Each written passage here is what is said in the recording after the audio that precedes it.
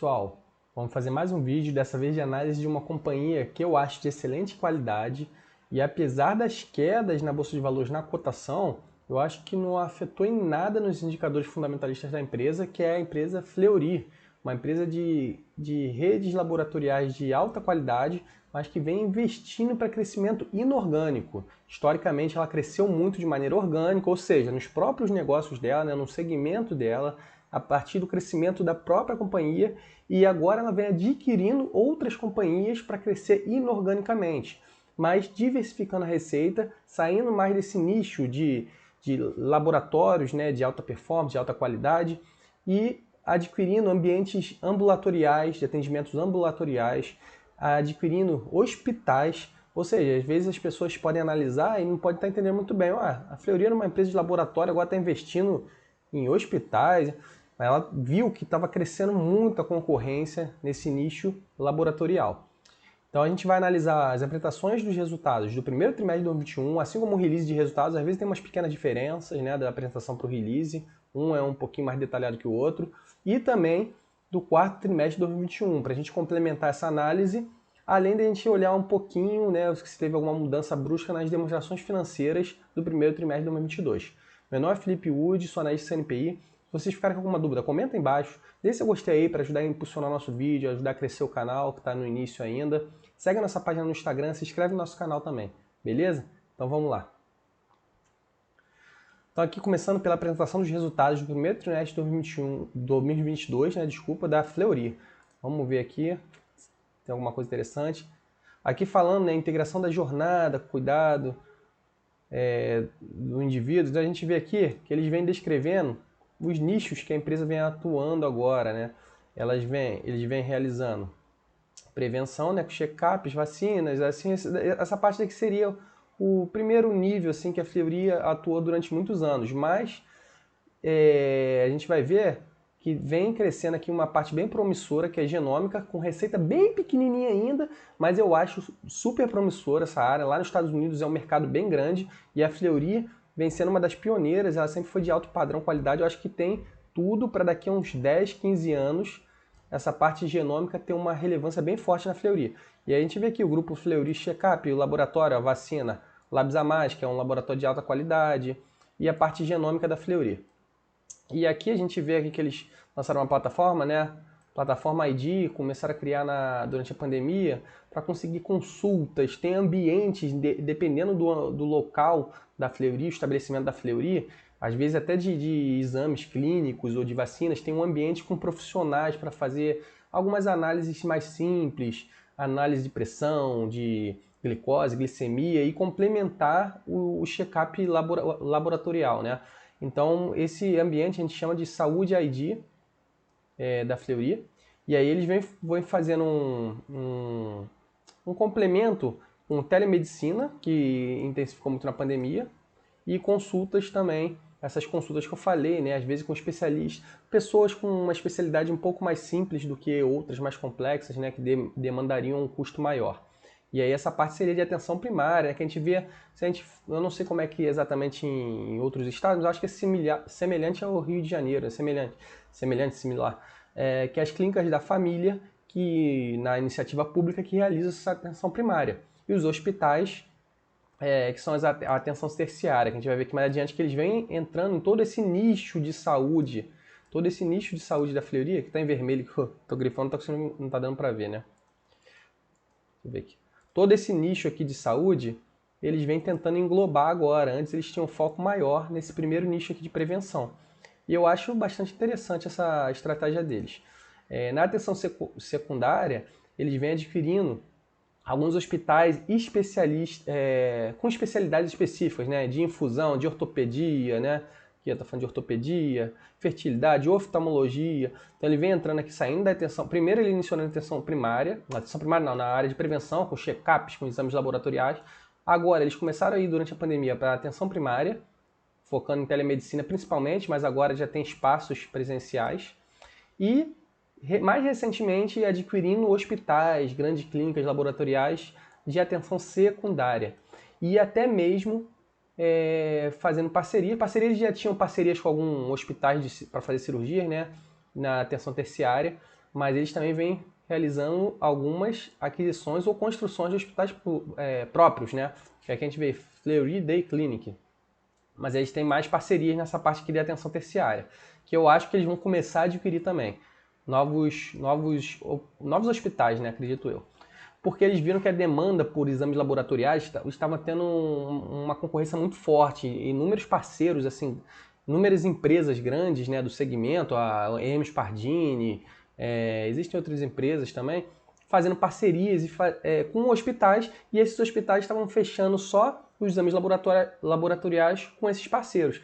E aí a Fleury viu que esse mercado poderia começar a ficar inchado. Eu achei uma decisão bastante interessante e alguns analistas vêm dizendo que a precificação dela para baixo ocorreu por conta disso, porque o mercado não sabe se isso vai dar certo.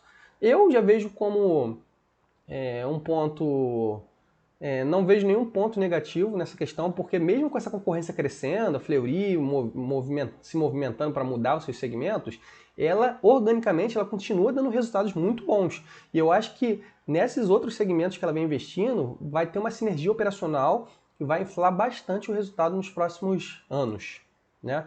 Aqui falando um pouquinho de outros parceiros ali em cima também, né? Aqui falando mais um pouquinho, né? Medicina diagnóstica, novos elos, diferencial competitivo, né? Ela está montando um ecossistema, né, de saúde, ela fala muito desse termo, né, ecossistema, e eu acho que realmente é um ecossistema, não é só uma palavra bonita que eles estão usando, porque a gente viu ali o ciclo da saúde, né, tem ciclo de prevenção, atenção primária, secundária e terciária, eles vêm investindo nas quatro partes da saúde no país. E aqui alguns números, alguns destaques, crescimento de 21% sobre o primeiro trimestre de 2021, e eu achei excelente resultado, até porque a gente viu que a Covid inflou muito os exames laboratoriais da companhia. Então aqui, eles já estão excluindo aqui, ó, o crescimento da Covid, que seria maior. E é o que eu falei, ó, organicamente, mesmo sem contar com as sinergias, com essas aquisições, ela cresceu também, por volta de 11,8%. Então não vejo motivo para esse clamor, esse estresse todo do mercado. O mercado está derrubando para baixo todas as empresas por conta da alta de juros, inflação, a gente não sabe como que a economia vai girar. Crescimento sobre o primeiro trimestre de 2020, eles fazem também uma análise por conta do período pré-pandemia de 52%, melhor ainda. Atendimento móvel continua crescendo, ela vem investindo nessa parte de atendimento móvel que provavelmente veio para ficar por conta da pandemia, o pessoal não queria sair muito fazer exames e ela vem crescendo. E aqui menor participação nos testes de Covid, isso aqui é natural. Da mesma forma que elevou os custos dos laboratórios, né? Também os custos não, a receita também elevou os custos e eles vão conseguir reduzir a receita paulatinamente, mas também vão cortar alguns custos ali relacionados à Covid. A gente vê aqui que teve mesmo assim um crescimento em relação ao no primeiro tri de 2022 e 9,7% em relação ao primeiro tri de 2021. EBITDA, crescimento de 14%, 30% de margem, uma margem excepcional. E o lucro líquido com uma margem também boa, de 10%, lucro líquido de 110 milhões. Para mim, um resultado muito bom. E aqui falando um pouco das aquisições, né? Continua adquirindo laboratórios também, mesmo tendo seu crescimento orgânico, eles também continuam querendo conquistar maior participação no setor. E eu acho que ela é principal, uma das principais, né? Tem a DASA, que é uma grande clínica também, um grande ambiente laboratorial. Mas eles continuam intensificando. Anúncio de aquisição aqui focado em fusões de medicamentos, lá em São Paulo, aqui seria um hospital, em procedimento de menor complexidade em centro cirúrgico ambulatorial. Aqui falando um pouquinho dos números, né? Receita recorde de 1,2 bi, um crescimento de 27% que a gente já viu. Deixa eu botar aqui, ó, pra vocês verem. 1,2 bi. Uma receita muito forte para um trimestre. E eu achei o resultado muito bom da Fleury. Vamos lá. Conclusão da aquisição do laboratório. Aí eles falam aqui que é o core, né? É o core deles por enquanto, né? Mas eles vêm focando em outras áreas, outros nichos do setor. Core de medicina diagnóstica, referência laboratório prêmio, 3 unidades de Grande Recife, atendimento móvel.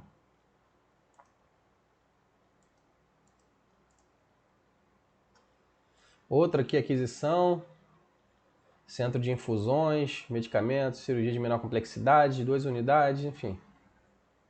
Vamos ver aqui mais adiante se tem mais alguma coisa interessante. Aqui falando mais da receita, né? Os testes de Covid que caíram um pouquinho, a gente vê aqui, ó. Mas a receita cresceu bastante do primeiro TRI de 2021 para o primeiro TRI de 2022. E receita trimestral recorde, né? Ó, recorde. Crescimento total, excluindo Covid, ainda tem um crescimento maior, 26, e organicamente 11,8. Atendimento móvel crescendo, 8% da receita total e equivalente a 25 unidades. Porra, tá cortando. Menor participação em teste de Covid, isso aqui a gente já viu que é o natural ocorrer.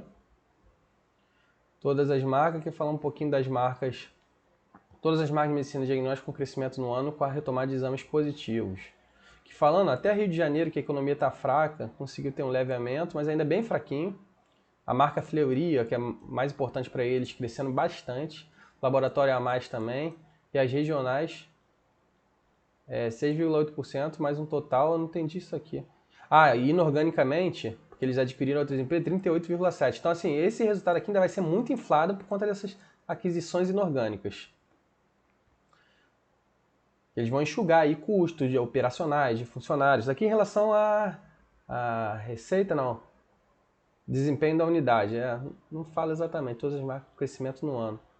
Acho que é em relação aos exames, né? Crescimento de números operacionais, não é de receita. Mas a tendência é a receita cada vez ir crescendo mais da Fleury e operacionalmente a margem crescer mais por conta dessas aquisições. Porque eles vão conseguir aproveitar profissionais da Fleury e reduzir o quadro dessas empresas adquiridas, né? Ou o inverso, né? Reduzir do próprio quadro e aproveitar funcionários que eles acham que estão mais capacitados. E aí tende a melhorar a margem ao longo do tempo. A gente já viu um pouquinho, né? Aqui falando dos números, né? 921 milhões, primeiro trimestre, crescimento total de 17,9%, organicamente 3,6% e a marca Fleury 18,6%. Plataforma saúde, ainda bem pequenininha, mas a gente vê, ó, que vem crescendo muito. E olha a expansão que teve do primeiro TRI de 2021. A empresa ainda está se consolidando, mas está vendo que está havendo demanda, né? Eles estão conseguindo ver uma demanda que está crescente aqui nessa área. E eles têm algumas áreas da Fleury que eles têm um espaço dedicado para esses atendimentos. Eu acho que não vai ser uma receita tão forte, mas é um tipo de diversificação da companhia, né? Que é esse espaço Vitar aqui, ó, um desses espaços que eu estou falando. Ele está falando até de outros aqui, CIP, Moacir Cunha. Plataforma Saúde, é mais online, né?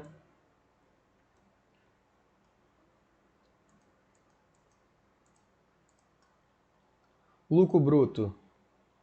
A margem caiu um pouquinho, mas isso aqui é natural porque tem os custos dos serviços, dos produtos vendidos da companhia, né? Basicamente, inflação, dólar nas alturas, tudo isso impacta, né? Crise global. Então é natural a empresa perder margem bruta, mas ela perdeu também bem pouquinho. Achei aqui, uma perda bem pequenininha e o lucro bruto conseguiu crescer por conta da receita, mas a margem caiu um pouquinho. Eu achei até bem positivo essa queda da margem, que não foi tão intensa como a gente vê em outros segmentos aí. Despesas no mesmo patamar em relação... Aqui fala um percentual em relação à receita líquida, até reduziu um pouquinho, porque a receita cresceu bastante e eles conseguiram manter a despesa um crescimento até... Não foi tão baixinho, né, 19%, mas também não foi absurdo, né? Teve inflação e às vezes tem que reajustar dissídio coletivo, de funcionário, enfim. Poderia ser melhor, mas também não foi ruim, não. O ideal é a gente analisar de maneira anual, né? Porque trimestral, às vezes um trimestre isolado não quer dizer muita coisa. E em relação à EBITDA, praticamente intacto, uma leve queda. Claro que a margem bruta aqui influencia, teve um leve aumento na despesa que a gente viu, mas o EBITDA cresceu, a margem que caiu um pouquinho. Mas bem tranquilo também, uma margem muito alta. Lucro líquido. Lucro líquido teve uma queda um pouquinho maior, né, em relação à margem, mas por conta da despesa financeira, né, o que eu suspeitava, resultado financeiro. E é uma empresa que, apesar de ser uma empresa sólida, que a gente vê assim, pô, Fleury é gigante, né, no mercado, é considerado uma small cap. Ainda mais com essa queda aí agora, o valor de mercado está por volta de 4 bi. Então é uma empresa pequena, se a gente for comparar com outras empresas muito grandes, uma Ambev da vida, uma Vale.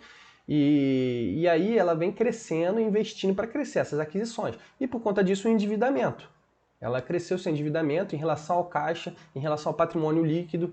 E aí o mercado acaba também achando que ela é um pouco mais arriscada por conta desses endividamentos para crescimento. Mas eu acho que o resultado dela é muito forte. E aí teve essa leve queda aqui na margem líquida que eu acho perfeitamente natural.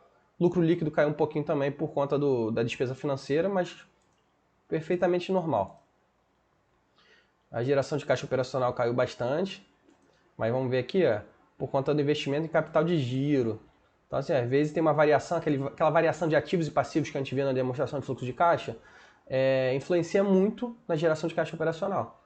Mas se a gente desconsiderar, às vezes, investimento em capital de giro, que ela pode ter alocado em determinado momento por conta dessas aquisições, ou por conta de preocupada com o evento futuro da economia, de repente retendo alguns produtos para prestação de serviços, ou melhorando, otimizando os produtos, a qualidade dos produtos da empresa, que a Fleury é uma empresa de qualidade, por isso teve esse efeito aqui, mas eu acho distorcido, né? Não dá para analisar isoladamente essa geração de caixa operacional. Mas a gente viu que a EBITDA, a margem EBITDA está muito boa. A gente viu aqui o CAPEX, né, falando do investimento, novas unidades, eles reduziram um pouquinho, isso daqui é questão, eu acho que é mais orgânica. Renovação, equipamento de diagnóstico e manutenção, essa parte aqui que provavelmente afetou a questão do capital de giro, porque eles estão renovando equipamento de diagnóstico e manutenção de equipamentos. E a parte digital e TI também reduziu. Então, provavelmente, isso daqui, esse efeito aqui do crescimento do CAPEX, que não é nem tão absurdo, né? Mas afetou o caixa operacional.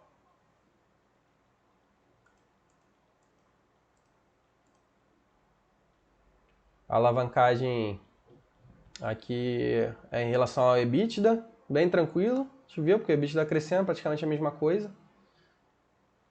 Tem bastante caixa a empresa, apesar desse endividamento ter crescido um pouquinho, ó, de dezembro para agora. Caixa saiu um pouquinho caixa por causa dessas aquisições, por conta desses investimentos. E eles também vêm emitindo debêntures, né? Como é uma empresa de qualidade, acaba que ela tem uma nota, uma classificação de risco de boa qualidade. O pessoal às vezes está migrando, muita gente migrando para renda fixa. A emissão de debênture pode ser uma forma de se alavancarem, conseguirem capital no mercado para conseguir seus investimentos, né? E com a primeira série aqui, a CDI mais 1,35, segunda o CDI mais 1,55 e reforço de capital de giro e alongamento de passivo. Taxa de juros tranquila para a empresa, agora no curto prazo pode apertar um pouquinho, mas acho que nada crítico não. Que anota o retorno sobre capital investido, o ROIC, e o Net Promo Score praticamente em linha, deu uma variada aqui, né? Trimestre para trimestre, mas está em linha aqui com o primeiro TRI de 2021. Caiu um pouquinho. O ROIC também cresceu em relação ao primeiro TRI de 2021. Realmente a gente tem que comparar esse trimestre com o mesmo trimestre do ano anterior, né? Porque os trimestres daqui adjacentes, eles vão variando mesmo, é normal, pessoal. Bom, a apresentação já foi, vamos ver se tem alguma coisa aqui interessante no release. Deixa ele descendo. Se tem alguma coisa diferente, né, pra gente ir mostrando. Já viu mais ou menos. Vamos ver se tem alguma coisa mais específica, né? Aqui a gente consegue ver a DRE, indicador de desempenho, que é interessante. Vou botar aqui até em azul, que eu acho que fica melhor. A receita bruta, né? Porque tem a receita bruta, normalmente algumas empresas não colocam a receita bruta, mas a receita bruta, quando a gente vai para a receita líquida, na receita a gente consegue fazer uma análise descontando desconto que a empresa dá, devoluções de serviço ou de produtos que você cancelou, algum tipo de prestação de serviço, e aí afeta da receita bruta para a receita líquida, né? Aqui é o primeiro TRI de 2020 e o de 2021, acho que vão ser os mais relevantes, né? A gente viu que estava em receita bruta de 770 milhões, 2021 964. E em 2022 a gente vê, ó, crescimento contínuo, que nos trimestres adjacentes tem uma variação, né? Aqui até que, mas aqui foi por conta da pandemia em 2020, então é não recorrente. Mas a gente vê que o crescimento é muito bom. E na receita líquida, vamos ver a mesma coisa, ó, a mesma coisa, crescendo o tempo todo a receita.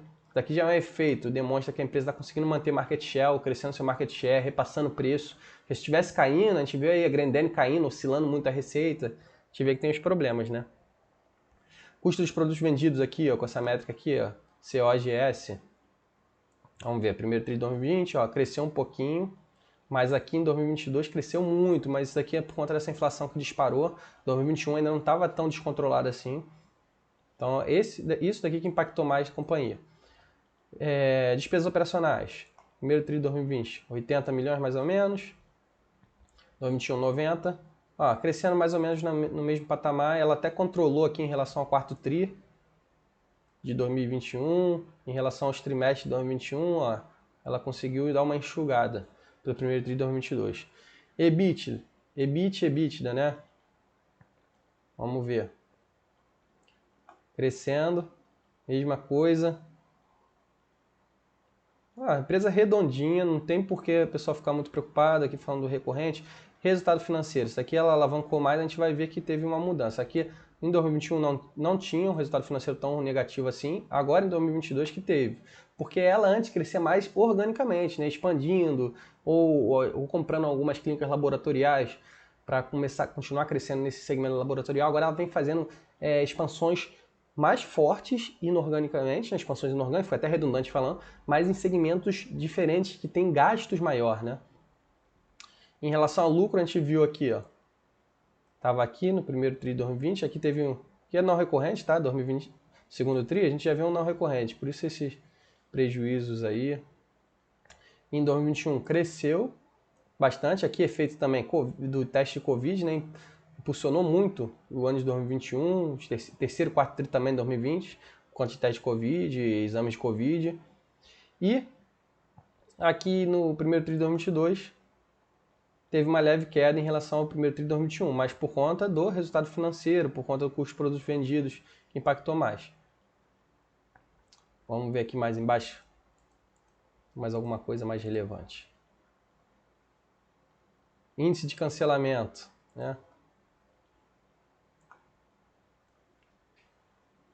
Vou botar aqui, vou comparar com 2020, que eu acho que é melhor. Caiu, qualidade da empresa, margem bruta crescendo, margem EBIT crescendo, margem EBITDA crescendo, apesar de ter caído aqui em relação a 2021, né? Mas aqui também teve efeito não recorrente de exame de Covid, margem líquida crescendo também, aqui caiu em relação a 2021, mas continua crescendo em relação a 2020, seria até o melhor período para a gente comparar, né? Pré-pandemia, ou 2019.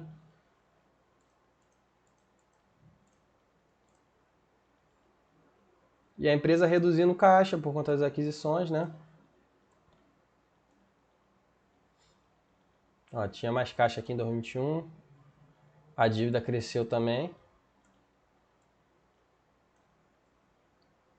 Dívida líquida também cresceu. Dívida bruta, dívida líquida. Que ela reduziu o caixa, então não tem como manter o mesmo patamar. O que mais? Aqui falando do balanço patrimonial. Eu ia até abrir as demonstrações financeiras, mas eu acho que está tudo aqui no release. Eu acho que não tem tanta necessidade de abrir, né? O ideal é a gente ver consolidado. Ó, a caixa reduziu. Títulos e valores imobiliários também reduziu. Mas assim, a gente pode considerar isso caixa. Contas a receber aumentou. Então a gente vê que a empresa vai ter um pouquinho, mas assim, aumentou bem pouquinho em relação ao final do ano. Mas vai ter um resultado um pouquinho inflado talvez no segundo trimestre. Estoque aumentou, que eu falei, eles reforçaram aí, melhoraram produtos, equipamentos, teve essas aquisições, então aumentou o estoque. Não circulante, praticamente nada de tão relevante. Imposto de renda diferido aqui, que influencia também no resultado, né? Agora passivo. Financiamento. Eles pararam de financiar e emitindo debêntures, né? Fornecedores, eles reduziram aqui os gastos com fornecedores, mas nada relevante. Contas a pagar de aquisição de empresa também, por enquanto, nada relevante, porque parece que eles já pagaram boa parte, né? Acho que é basicamente essa questão das debêntures aí, mas está no mesmo nível do fim do ano, né? Porque de um trimestre para outro não muda muita coisa.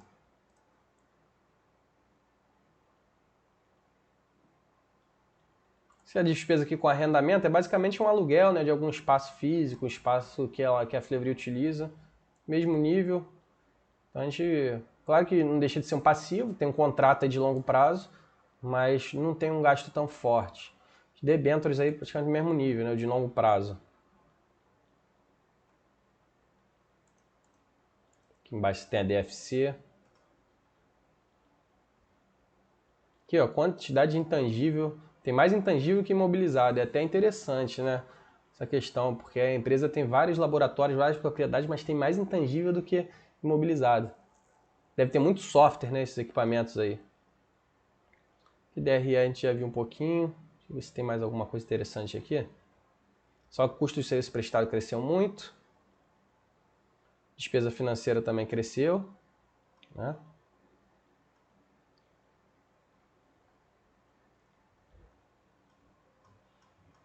A DFC. Vamos ver. Depreciação e amortização, ó, crescendo bastante.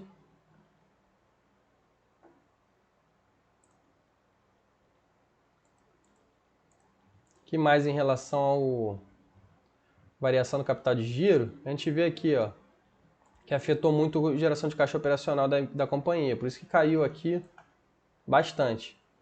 Quantidade de aumento de estoque. Contas a receber, que a empresa deu uma inflada, né, que eu falei, em relação, principalmente isso aqui, em relação ao primeiro trimestre de 2021. Aqui já não é o final do ano, não. Deu uma inflada aí forte em contas a receber, então no segundo trimestre deve vir um resultado mais forte. Mais alguma coisa interessante aqui? Obrigações trabalhistas, basicamente, aqui.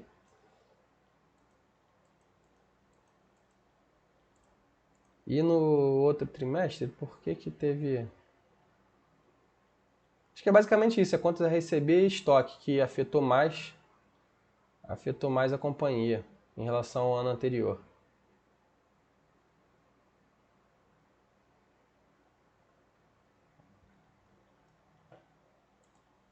Que são os investimentos, né, da companhia, alocação de caixa, aquisição de intangível, imobilizado intangível, mesmo nível, basicamente.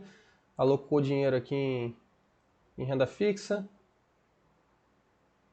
Pagamento de empresas adquiridas, ó, um gasto maior nesse ano em relação ao ano passado.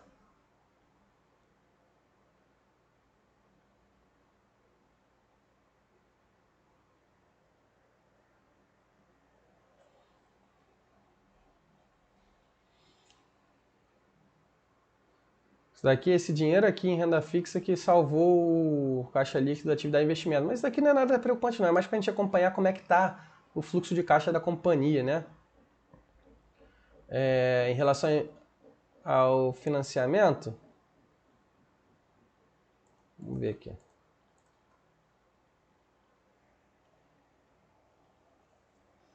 gente vê aqui a questão dos debêntures, né, que cresceu bastante.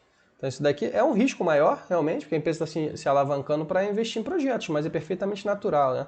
E aí que os juros pagos, né? Então isso daqui afeta mais a empresa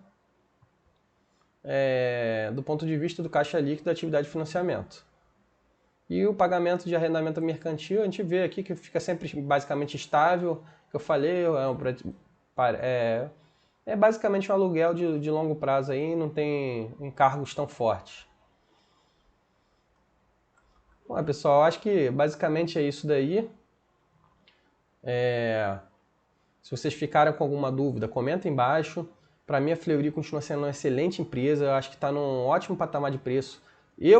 Basicamente, eu prefiro que o valor das empresas vá crescendo ao longo do tempo, mas se você está num período de alocação, de investimentos iniciais, está em excelente ponto de entrada, a gente não sabe se vai continuar caindo, se vai cair mais, não tem como a gente prever isso, não tem bola de cristal.